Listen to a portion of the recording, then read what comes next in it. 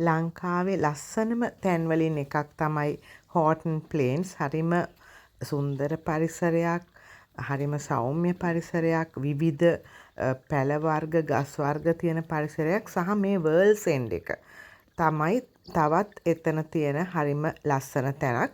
මෙතන අඩි 4000ක බෑවුමක් තියෙන්නේ. ඉතින් බොහෝ පිරිසක් එනවා මේ වර්ල්ඩ්ස් එන්ඩ් නරඹන්න.